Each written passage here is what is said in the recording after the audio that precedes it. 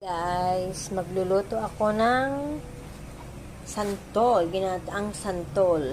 Ayan po, ginagad ko yung santol, yung gata, saka yung sahog na baboy, may sibuyas, saka bawang.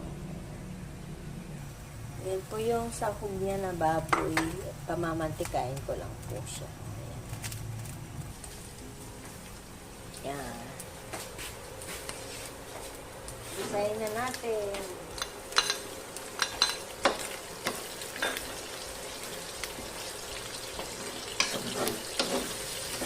Alam mo pang alat ko dyan. Lagyan na natin yung santol.